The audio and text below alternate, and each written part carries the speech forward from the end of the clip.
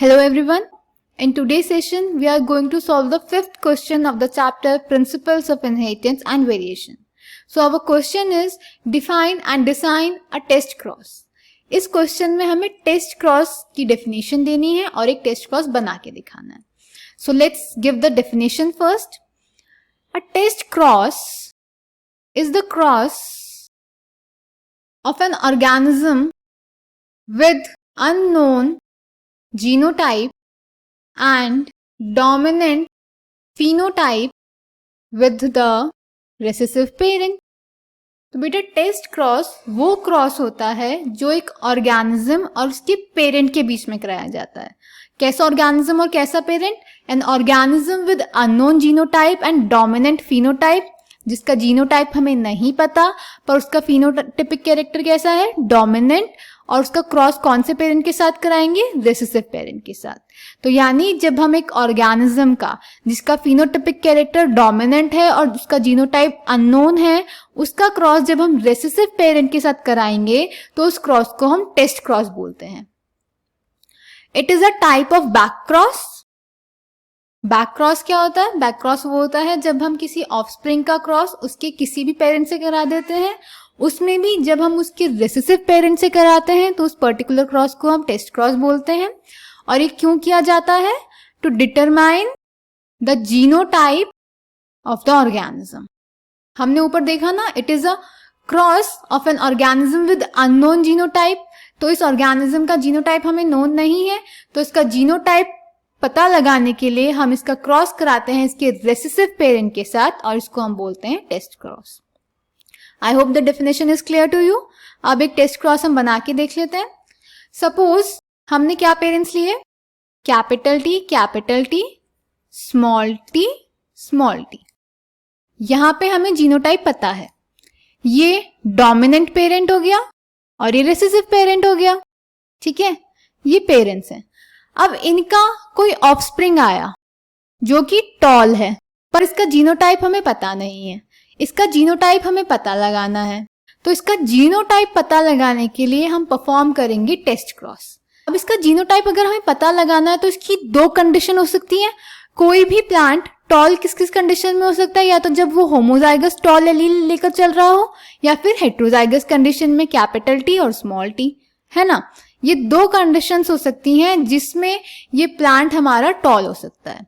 तो हम दोनों कंडीशंस का टेस्ट क्रॉस करा के देखेंगे. कैसे?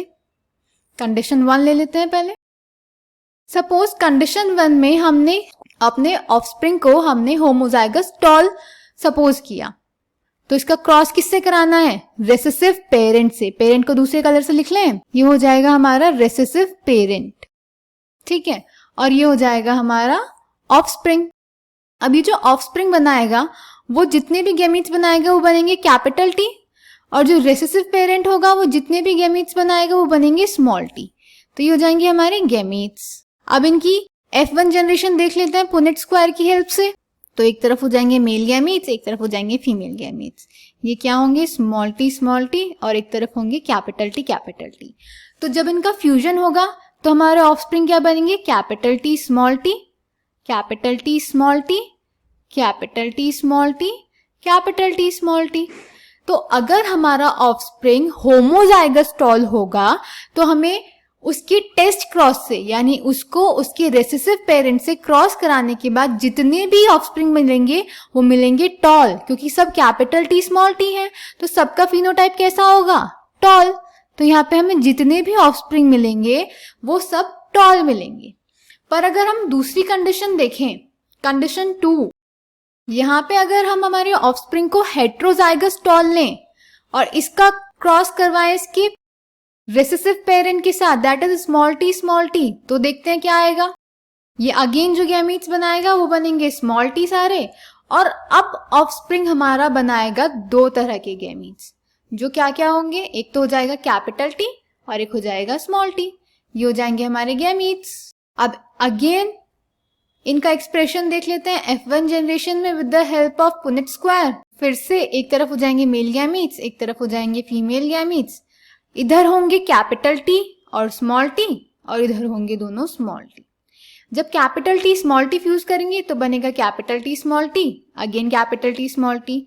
पर जब स्मॉल टी फ्यूज करेंगे तो बनेगा स्मॉल टी और स्मॉल टी। तो हम यहाँ पर देख सकते हैं जो हमारे दो ऑफस्प्रिंग आएंगे ये और ये, वो बेटा होंगे टॉल, क्योंकि कैपिटल टी स्मॉल टी है, capital T is dominant allele and small T is recessive allele, तो ये दोनों टॉल होंगे। और जो हमारे नीचे वाले होंगे ये होंगे दोनों ड्वार्फ, क्योंकि उसमें जो दोनों एलील हैं वो रेसेसिव फॉर्म है। तो अब ये रेसेसिव फॉर्म दोनों एक साथ आ गई तो वो ड्वार्फ बन जाएगा। तो इस वाली कंडीशन में जो हमारा फिनोटिपिक रेशियो आएगा वो क्या हो जाएगा बेटा, 1:1। आधे जो ऑफस्प्रिंग होंगे वो टॉल बनेंगे और आधे ऑफस्प्रिंग ड्वार्फ बनेंगे।